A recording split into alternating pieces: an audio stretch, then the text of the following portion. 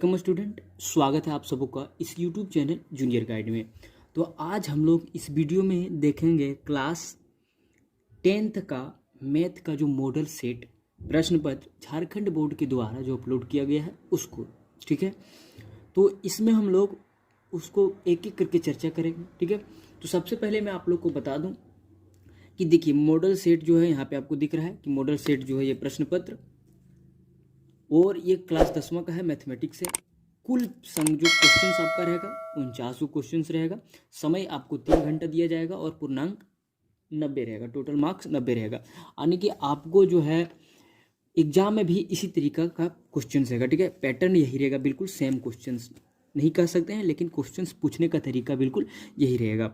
और इसमें आपको क्वेश्चंस जो होगा यहाँ पे निर्देशांक दिया रहता है, आप इसको पढ़ सकते हैं बहुत अच्छे तरीके से, या फिर हम आपको यहाँ बता देते हैं। ये क्वेश्चंस जो है 4 कैटेगरी में बटा रहेगा, ABCD में। ठीक है, जिसमें 1 नंबर वाला क्वेश्चन जिसको कहते हैं वो 30 गो रहेगा। ठीक है, 1 नंबर वाला क्वेश्चन 30 गो रहेगा यानी कि 30 नंबर का। और 2 नंबर वाला क्वेश्चन 10 गो रहेगा, 20 नंबर का। 4 नंबर वाला क्वेश्चन 5 गो रहेगा, 20 नंबर का। और 5 नंबर वाला क्वेश्चन 4 गो रहेगा, 20 नंबर का।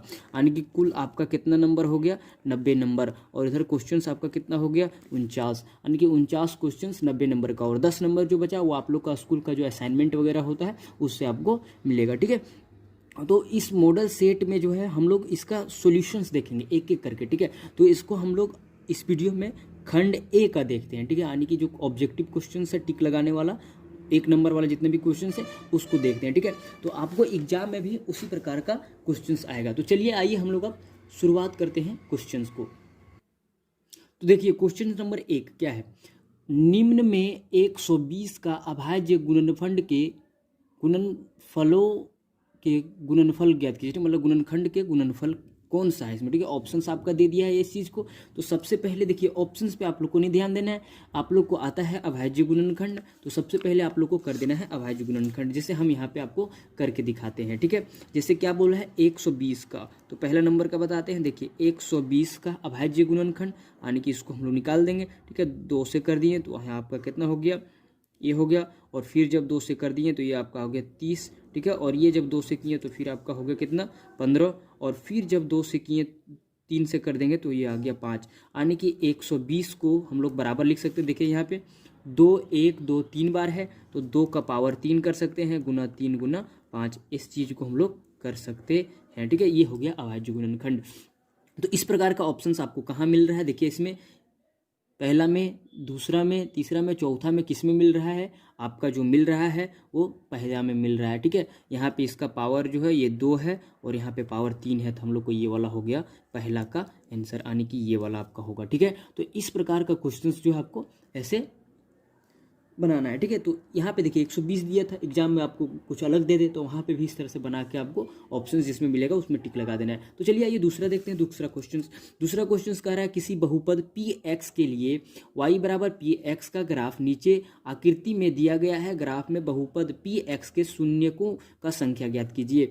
देखिए इस प्रकार का ग्राफ है, तो ग्राफ में हम लोग को पूछ रहा है कि x का शून्यक क्या होगा। तो इस प्रकार का जब भी आपको क्वेश्चन आए तो x वाला अक्ष में जितना बार जो ग्राफ वाला लाइन काटेगा उतना शून्यक होता है। ठीक है, तो इसको कितना बार काट रहा है, 2 बार काट रहा है, एक यहाँ काट रहा है और एक यहाँ काट रहा है। ठीक है, तो 2 बार काट रहा है तो इसका शून्यक जो होगा वो क्या होगा, 2 होगा। ठीक है, तो ये बात सही है। ठीक है, उसके बाद आइए चलिए देखते हैं इसका अगला क्वेश्चन नंबर 3। तो क्वेश्चन नंबर 3 इस प्रकार से, देखिए निम्न में से द्विघात समीकरण कौन सा है। ठीक है, तो द्विघात समीकरण कौन सा है ये पूछ रहा है। तो द्विघात समीकरण आपको सबसे पहले होना चाहिए कि द्विघात समीकरण होता क्या है। तो द्विघात समीकरण क्या होता है, यहाँ पे आप देखिए द्विघात समीकरण जैसे आप बता सकते हैं ये होता है ax² plus bx plus c बराबर 0। ठीक है, इस प्रकार से रहा तो ये आपका क्या कहलाता है, द्विघात समीकरण। यानी कि इस प्रकार का फॉर्म में जो भी प्रश्न आएगा वो आपका क्या होगा, द्विघात समीकरण होगा। किसमें, ax² plus bx plus c बराबर 0 के रूप में जो भी आएगा वो द्विघात समीकरण कहलाएगा। तो यहाँ पे आप इसको एक एक करके सॉल्व करके देख सकते हैं। ठीक है, जब एक एक करके आप कीजिएगा तो आपका निकल जाएगा। देखिए इसमें पावर क्यूब हो गया, मतलब पावर 3 है तो ये द्विघात समीकरण नहीं होगा। ठीक है, और इसमें पावर 2 है तो इसमें देखिए 2 आएगा, और इसमें पावर 2 है, इसमें भी 2 है। ठीक है, लेकिन देखना है आपको क्या कि यहाँ पे देखिए ये पावर 2 है और ये भी पावर 2 है, तो ये वाला और ये वाला दोनों बराबर के इधर उधर है तो ये वाला कट जाएगा, तो आपका कौन सा हो जाएगा, ये वाला हो जाएगा, यानी कि ए नंबर का। ठीक है, इसमें कौन सा हो जाएगा, ए नंबर का हो जाएगा। ठीक है, पहला ये वाला चीज। ठीक है, तो इस प्रकार से आपने इसको देख लिया, इसमें ये वाला हो जाएगा आपका। ठीक है, द्विघात समीकरण। चलिए आइए देखते हैं आप क्वेश्चन नंबर 4। क्वेश्चन नंबर 4 में क्या कहता है कि साइन 18 डिग्री बटे कोस 72 डिग्री का मान क्या होगा। ठीक है, तो देखिए आपको हम बता दें कि साइन इस प्रकार का क्वेश्चंस आपको चैप्टर नंबर 8 में पढ़ने को मिलेगा। ठीक है, तो आप यहाँ से देख सकते हैं इसको बहुत अच्छे तरीके से। देखिए यहाँ पे जो क्वेश्चंस दिया है, इस प्रकार का क्वेश्चन जब भी आए एग्जाम में आपको देख के भी पता लगा सकते हैं और बना भी सकते हैं। ठीक है, देखिए साइन 18 डिग्री और नीचे कितना है, कॉस 72 डिग्री का मान पूछ रहा है हम लोग को। ठीक है, तो ये चीज़ हमने लिख दिया। अब यहाँ पे देखिए आपको यहाँ पे क्या हो गया, साइन, इसको हम लोग लिख सकते हैं 90 माइनस कॉस, इस प्रकार से। ठीक है, और नीचे कॉस 72, और ये जब होगा तो यहाँ क्या हो जाएगा, देखिए साइन 90 माइनस थीटा बराबर होता है कॉस थीटा, तो ये हो जाएगा आपका 72 और नीचे हो जाएगा 72, और ये जब कट जाएगा तो कितना आ जाएगा आपका, 1 हो जाएगा आंसर। ठीक है, आंसर कितना आएगा, 1। देखिए यहाँ पे आपको ऑप्शंस में दिखेगा, ऑप्शन में देखिए साइन 18 और कॉस 72 बराबर 1 होना चाहिए, तो एक ऑप्शन में नहीं दिया लेकिन 1 होगा। देखिए यहाँ पे 2 दिया है और यहाँ पे 2 दिया है, तो देखिए 2 ऑप्शन कभी 2 नहीं हो सकता। ठीक है, तो एक ऑप्शन जो है गलत है, या तो ये वाला गलत है या फिर ये वाला गलत है। ठीक है, तो लेकिन इसका आंसर कितना है, 1 है, ये चीज़ है। अब देखिए 5वां नंबर, समांतर श्रेणी 3 1 माइनस 1 माइनस 3 के सार्वंतर क्या होगा। सार्वंतर किसको कहते हैं, जिसको हम लोग कहते हैं डी। ठीक है, तो जैसे AP आपका दिया है कितना, देखिए यहाँ पे 3 था, 1 और माइनस 1 और माइनस 3 ऐसे है, तो डी आपको निकालना है क्या चीज़, मतलब कि A2 में से A1 को घटा देना है, यानी कि 1 में से आप घटा दीजिएगा 3 को तो कितना आ जाएगा, -2, यानी कि आपका सार्वंतर कितना निकल गया, -2 निकल गया। ठीक है, तो सार्वंतर क्या हो गया आपका, -2 हो गया, तो यानी कि आपका जो होगा ये कौन सा होगा, -2 वाला। ठीक है, इस प्रकार से देख लिए। चलिए आइए, ये हो गया। अब आते हैं क्वेश्चन नंबर 6 में, आर त्रिज्या वाले वृत्त का परिमाप। देखिए इसमें पूछ रहा है डायरेक्ट फॉर्मूला कि त्रिज्या का परिमाप क्या होता है, ये इस चीज़ को पूछ रहा है। ठीक है, तो डायरेक्ट हम लोग बता देंगे त्रिज्या का परिमाप क्या होता है। जैसे आर त्रिज्या का परिमाप, एक वृत्त का परिमाप क्या होता है, 2πr, तो ये वाला हो गया 2πr। ठीक है, सिंपल से था ये। चलिए आइए अब हम लोग देखते हैं क्वेश्चन नंबर 6 से आगे 7। देखिए क्वेश्चन नंबर 7 क्या कहता है कि सभी वृत्त क्या होते हैं, बताइए। सभी वृत्त जो होता है वो सर्वागसम होता है या समरूप होता है, या सर्वागसम और समरूप दोनों होता है, या इनमें से कोई नहीं होता है। ठीक है, तो देखिए सभी वृत्त जो होता है हम आपको बताते हैं। जैसे ये वृत्त हो गया, ठीक है, एक वृत्त ये हम बना रहे हैं, यहाँ पे एक वृत्त बनाए, एक बड़ा वाला वृत्त बनाए, तो देखिए देखने में दोनों वृत्त क्या हुआ, एक जैसा लग रहा है, और जो देखने में एक जैसा लगता है उसको क्या कहते हैं, समरूप कहते हैं, यानी कि क्या होगा, ये समरूप होगा। और सर्वागसम क्या होता है, यानी कि इसका जो माप होगा परिमाप और इसका भी परिमाप बराबर होना चाहिए, तब वो सर्वागसम कहलाएगा। तो ये क्या हो गया आपका, समरूप होगा। क्या चीज़ होगा, ये समरूप होगा। सभी वृत्त क्या होता है, समरूप होता है। चलिए आइए देखते हैं अब हम लोग अगला क्वेश्चन। देखिए क्वेश्चन नंबर 8 क्या कह रहा है कि 12 15 और 21 का लाशा यानी कि एलसीएम क्या होगा। ठीक है, तो क्या होगा इसमें से वो आपको निकालना है। जैसे देखिए एलसीएम निकालने के लिए आप लोग सीखे हैं, ठीक है, कौन सा, जैसे 12 15 और 13 कह रहा है, 12 15 और एक और कौन सा है आपका है 21। ठीक है, तो 21 का, इस तीनों का हम लोग निकालेंगे एलसीएम, तो एलसीएम निकाल देते हैं। ठीक है, तो चलिए इसको हम लोग देख लेते हैं एक एक करके। ठीक है, तो इसको देखिए यहाँ पे जब 2 से देंगे तो यहाँ पे हो जाएगा आपका 6। ठीक है, और फिर जब 2 से देंगे हो जाएगा आपका 3। ठीक है, अब नहीं जाएगा, इसको देते हैं डायरेक्ट 3 से, तो यहाँ पे आपका क्या हो जाएगा 5, ये तो अब नहीं कटेगा। इसको जब देंगे हम लोग 3 से तो यहाँ पे हो जाएगा आपका 7। तो एलसीएम क्या होता है कि जो चीज़ मिला इसमें से देखिए इसको लिख देते हैं। 12 बराबर कितना आ गया, 2 गुना 3, और 15 बराबर कितना आ गया, 3 गुना 5। ठीक है, और 21 बराबर कितना हो गया आपका, यहाँ पे लिख सकते हैं 3 गुना 7। ये चीज़ इस तरह से लिख लेंगे हम लोग।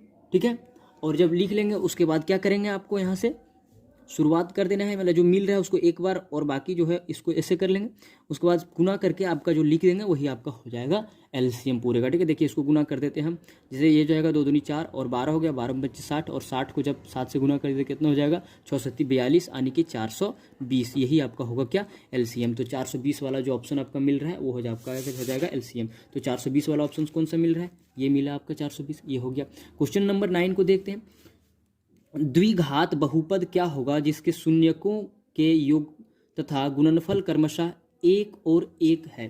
ठीक है, देखिए द्विघात का कह रहा है कि वो कौन सा द्विघात होगा जिसका शून्यक और गुणनफल दोनों क्या हो, शून्यक का योग और गुणनफल दोनों एक हो। मतलब क्या कि आप समझ सकते हैं, जैसे देखिए यानी कि अल्फ़ा, ठीक है, अल्फ़ा प्लस बीटा बराबर क्या है, एक है, और अल्फ़ा गुना बीटा, ठीक है, ये भी बराबर क्या है, बराबर एक है। इस प्रकार से आपको समझने की कोशिश करना है। ठीक है, और ये जब एक है तो आपको समझना है कि इसमें से कौन सा समीकरण होगा। तो इसमें जो समीकरण होगा वो आपका ये वाला होगा, ठीक है, ए वाला। ठीक है, तो इस प्रकार से आपको ध्यान रखना है। इसमें क्या होता है कि देखिए इसमें सिंपल सी करना है कि अल्फ़ा प्लस बीटा को एक्स स्क्वायर से गुना कर देना है आपको। ठीक है, फिर माइनस एक्स स्क्वायर को गुना कर देना है alpha plus alpha into beta वाला। ठीक है, और प्लस में कर देना है आपको अल्फ़ा इंटू बीटा। ठीक है, ये चीज़ को तो देखिए अल्फ़ा गुना बीटा, इसका मान है एक, तो एक को जब गुना करेंगे तो यहाँ पे एक्स स्क्वायर होगा, और इसका भी मान है एक, तो एक करेंगे तो एक्स हो जाएगा आपका। ठीक है, माइनस का और प्लस एक हो जाएगा। ठीक है, अल्फ़ा प्लस बीटा तो वो चीज़ होता है, तो यानी कि ये वाला होगा। अब यहाँ पे पूछ रहा है कि टी 10वां नंबर में टी स्क्वायर माइनस 15 का निम्न में से शून्य को क्या है। ठीक है, तो देखिए 15 नंबर का यहाँ पे क्या कह रहा है कि टी स्क्वायर माइनस 15, ठीक है, का पूछ रहा है, बराबर हम लोग जीरो कर लेंगे। अब देखिए टी स्क्वायर बराबर क्या हो जाएगा, इधर होगा 15, उधर कर दिए तो ये प्लस का 15, और टी बराबर क्या हो जाएगा, रूट अंडर 15 प्लस माइनस में, यानी कि एक बार लिखेंगे रूट को प्लस में और एक बार लिखेंगे माइनस में। तो इस प्रकार का जो ऑप्शंस मिलेगा उसमें आपको लगा देना है। ठीक है, एक बार प्लस का एक बार माइनस का, तो यानी कि कौन सा मिल रहा है आपको, ये वाला मिल रहा है, ये आपने लगा दिया। ठीक है, अब देखिए निम्न में से द्विघाती सूत्र कौन सा है, द्विघाती सूत्र डायरेक्ट पूछ दिए, देखिए कितना ईजी है। ठीक है, द्विघाती सूत्र आपको पूछ दिया है, तो द्विघाती सूत्र आप तो जानते हैं। ठीक है, और नहीं जानते हैं उसको याद कर लेना है। क्या होता है, माइनस बी प्लस माइनस, ठीक है, बी स्क्वायर माइनस 4ac बटे 2a। ठीक है, इसमें दिया है, इसमें देखिए यहाँ पे माइनस नहीं दिया, तो माइनस वाला होता है, ये वाला होगा। ठीक है, बन गया। आगे देखिए उसके बाद कह रहा है कि यदि d बराबर 0 अर्थात जिसको डिस्क्रिमिनेंट कहते हैं, शून्य जीरो हो तो इनमें से मूल क्या होगा। ठीक है, तो जब d बराबर जब 0 होता है, ये हम लोग पढ़े थे कि d बराबर 0 होता है तो उसका मान जो होता है बराबर होता है और वास्तविक होता है। ठीक है, और जब छोटा रहता है तो वो चीज़ को हम लोग देखे थे। अगर नहीं देखे तो आप इसको इस यूट्यूब चैनल में जाके चैप्टर नंबर एक्सरसाइज 4 जो है वहाँ पे आप देख सकते हैं, यानी कि कौन सा हो जाएगा, ये आपका बराबर और वास्तविक होगा। उसके बाद क्या कह रहा है, यदि कर्ण बराबर कर्ण का स्क्वायर बराबर लंब का स्क्वायर प्लस आधार का स्क्वायर हो तो वह कैसा त्रिभुज है। ठीक है, तो वह कौन सा त्रिभुज होता है, वो होता है समकोण त्रिभुज। ठीक है, यानी कि देखिए कर्ण वाला और आधार वाला किस में आता है, वो हम लोग पाइथागोरस थ्योरम जिसको कहते हैं, ये वाला चीज़, तो जिसमें एक कोण क्या होना चाहिए, 90 डिग्री का होना चाहिए, और एक कोण जब 90 डिग्री का होता है तो वो किस में होता है, वो आपका होता है समकोण में। तो ये हो गया आपका समकोण वाला। ठीक है, उसके बाद देखिए दो बिंदुओं, ये भी फॉर्मूला है दूरी वाला सूत्र, यानी कि चैप्टर नंबर 7 का सूत्र है। ठीक है, तो उस चीज़ को भी आप पढ़ सकते हैं बहुत अच्छे तरीके से। उसमें क्या होता है, x2 में से x1 को घटा देना है, प्लस क्या होता है कि x, इसका हम यहाँ पे लिख देते हैं आपको। देखिए क्या होता है, ए बी का दूरी जब निकालना रहता है हम लोग को, तो ए बी बराबर क्या होता है, root under x2 minus x1, ठीक है, प्लस इसका स्क्वायर और प्लस क्या y2 माइनस y1 का स्क्वायर, ये चीज़। ठीक है, तो ये चीज़ आपको जिसमें मिलेगा ऑप्शन में उसको लगा देना है। ठीक है, देखिए आपको किस में मिल रहा है, ये जो है आपका मिल रहा है जाके ऑप्शन नंबर डी में। ठीक है, लेकिन स्क्वायर नहीं दिया हुआ है तो इसको ध्यान देना है, वहाँ पे दिया होना चाहिए। ठीक है, तो ये चीज़ को कर लिए। आगे देखिए क्वेश्चन नंबर 15, साइन 30 का मान। अब साइन 30 डिग्री का मान डायरेक्ट पूछ दिया तो ये आपको याद होना चाहिए, साइन 30 डिग्री का मान कितना होता है, 1/2 होता है, ये लिख दिए। अब देखिए साइन 90 माइनस थीटा बराबर क्या होता है, ये चीज़ को भी आपको पढ़ना है। ठीक है, साइन 90 माइनस थीटा बराबर क्या होता है, कॉस थीटा होता है। ये डायरेक्ट ये सब फॉर्मूला है, ये डायरेक्ट हो गया यहाँ से, ये भी हो गया आपका। ठीक है, मान तो ये सब हो गया। अब देखिए ए भुजा वाले घन का आयतन। अब देखिए जिसका एक घन है, जिसका आप साइड दे दिया है क्या है ए, तो उसका आयतन क्या होगा, आयतन क्या होगा, ए का क्यूब। घन का आयतन क्या होता है, भुजा गुने भुजा 3 बार, तो उसका ए का 3 बार करेंगे तो ए का क्यूब हो जाएगा। ये चीज़ हो गया। ठीक है, क्यूब है, आपको दिख नहीं रहा हो तो बढ़िया से देख लें। ठीक है, इनमें से शंकु का आयतन कौन सा, अब इनमें से पूछ रहा है कि शंकु का आयतन कौन सा होगा। तो शंकु का आयतन बहुत अच्छे तरीके से आप चैप्टर नंबर 13 में जाएं, वहाँ से आप देख सकते हैं शंकु का आयतन क्या। तो आइए देखते हैं हम लोग क्वेश्चन नंबर 20। क्वेश्चन नंबर 20 में क्या कह रहा है कि निम्नलिखित में से कौन सी संख्या किसी घटना की प्रायिकता नहीं हो सकती। देखिए सिंपल सी बात, आपको ये दिमाग में बैठा लेना है, फिट कर लेना है कि किसी भी संख्या हो या कुछ भी हो, घटना जो होता है एक से ज़्यादा प्रायिकता, एक से ज़्यादा नहीं होता है, ठीक है, यानी कि 1 होगा या फिर 0 से 1 के बीच में होगा, ठीक है। तो आपको देख रहे इसमें पूछा है कि कौन सा नहीं है। देखिए ये चीज़ 0 1 से कम है, ये देखिए 15%, यानी कि जब 15 को 100 से भागा देंगे ये 0 से 1 से कम होगा। ये चीज़ 1 से ज़्यादा है और इसको भी जब भाग देंगे तो ये 1 आपका आ जाएगा 1 से कम। तो यानी कि 1 से जो ज़्यादा है वही प्रायिकता नहीं हो सकता है, ठीक है। तो ये वाला नहीं होगा, ठीक है। जो भी प्रायिकता होगा वो 0, ठीक है, यानी कि 0 से 1 के बीच में आएगा, ठीक है। तो इसके बीच में बहुत कुछ आता है, ठीक है, 0.1 2 इस तरह से कुछ भी कर सकते हैं, ठीक है। तो ऐसे आएगा, तो वो ही प्रायिकता होता है, बाकी नहीं होता, ठीक है। अब आइए आपका आ गया ऑब्जेक्टिव टाइप का क्वेश्चन, टिक लगाने वाला। अब आपको फिल इन द ब्लैंक्स करना है, ठीक है, यानी कि खाली स्थान को भी भरने वाला क्वेश्चन होते हैं कुछ। जैसे देखिए, एक प्राकृतिक संख्या का अभाज्य गुणनखंड उनके गुणनखंडों के कर्म को छोड़ते हुए, ठीक है, यानी कि होता है खाली स्थान में क्या होता है, यानी कि वो यूनिक होता है, ठीक है। जो अभाज्य गुणनखंड होता है उसका जो कर्म बाद जो छोड़ते हुए जाता है वो क्या होता है, यूनिक, यानी कि अद्वितीय होता है, ठीक है। इसको भरना है। उसके बाद √2 खाली स्थान है, तो क्या है, परिमेय संख्या है, आप अपरिमेय है, तो खाली स्थान में क्या भराएगा, अपरिमेय है, ये हम लोग पढ़े हैं। अब देखिए यहाँ पे क्या है कि ये जो है 1/2 नॉट इक्वल टू B1/B2 हो, तो वहाँ पे खाली स्थान में क्या हो, तो देखिए ये क्या हो जाएगा आपका, ये आपका हो जाएगा अद्वितीय हल, ठीक है। अब यहाँ पे आपका आना है, देखिए क्वेश्चन थोड़ा वीडियो में गड़बड़ी हुआ था इसलिए आपको यहाँ पे टिक लगा हुआ दिख रहा होगा, ठीक है। देखिए क्या होगा कि ax² + bx + c = 0 हो तो वो क्या होता है, ठीक है। वहाँ पे d का फॉर्मूला क्या होता है, तो b² - 4ac होता है, ठीक है, ये चीज़। उसके बाद देखिए ये क्या है कि ax² + bx + c को क्या कहते हैं, द्विघात बहुपद कहेंगे या द्विघात समीकरण कहते हैं, तो उसको क्या कहते हैं, द्विघात समीकरण कहते हैं, ठीक है। बहुपद नहीं होगा, ठीक है, द्विघात बहुपद नहीं होगा, वो द्विघात समीकरण होगा। अब देखिए b² - 4ac = 0, यानी कि d = 0 हो तो आपका जो वैल्यू निकलेगा वो क्या निकलेगा, वो आपका निकलेगा वास्तविक, ठीक है, वो क्या निकलेगा आपका वास्तविक निकलेगा। उसके बाद कह रहा है किसी संख्या की ऐसी सूची जिसमें प्रत्येक पद का सार्वंतर समान हो तो उसे क्या कहेंगे, कोई भी संख्या हो, ठीक है, जिसका सूची क्या मतलब सार्वंतर जिसका बराबर हो तो उसको समांतर श्रेणी कहते हैं, ठीक है। और सभी वृत्त, कौन सा वृत्त होता है जो समरूप होता है, तो वो वृत्त होता है समबाहु त्रिभुज, यानी कि जिसका सब कोना क्या हो, बराबर हो, वही वाला त्रिभुज होता है जिसका समरूप होता है। अब यहाँ पे अगला क्वेश्चन कह रहा है कि tan 90 - थीटा, तो tan 90 - थीटा बराबर क्या होगा, cot थीटा, यहाँ पे क्या हो जाएगा, cot थीटा आपका भराएगा, ठीक है।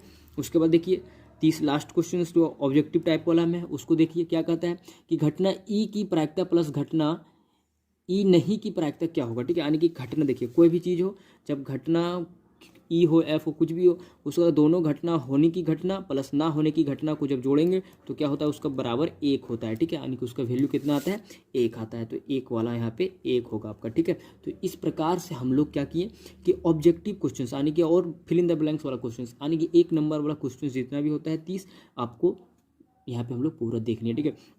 तो आप लोग को क्या करना है, घर में इसको प्रैक्टिस करना है, ठीक है, बनाने की कोशिश करना है, ठीक है। इसी प्रकार का क्वेश्चंस आपको एग्जाम में पूछा जाएगा, ठीक है। ऐसा नहीं समझना है कि ये क्वेश्चंस जो है केवल हम लोग जानते हैं तो बना लिया, ठीक है। इस प्रकार के क्वेश्चंस को आपको घर में तैयारी करना है, क्योंकि आपको इसी प्रकार का क्वेश्चंस वहाँ पे केवल वैल्यू चेंज कर देगा, ठीक है, कुछ अलग कर सकता है बाकी, लेकिन पैटर्न जो रहेगा यही रहेगा, ठीक है। तो अगले वीडियो में हम लोग देखेंगे इसका क्वेश्चंस जो है क्वेश्चन नंबर 31 से लेके 40 तक, ठीक है, यानी कि 30 तक देख लें, 31 से लेके 40, 31 से बाद उधर देखेंगे सारा क्वेश्चन, ठीक है। तब तक के लिए अगर यदि वीडियो आप लोग को अच्छी लगी हो तो लाइक करें, और अगर चैनल पे आप नए आए हैं तो चैनल के लाल बटन को दबा के सब्सक्राइब करें और अपने दोस्तों के पास भी शेयर करें ताकि वो भी इसका फ़ायदा उठा सके। फिर हम लोग मिलते हैं अगले वीडियो में, तब तक के लिए बाय बाय, टेक केयर।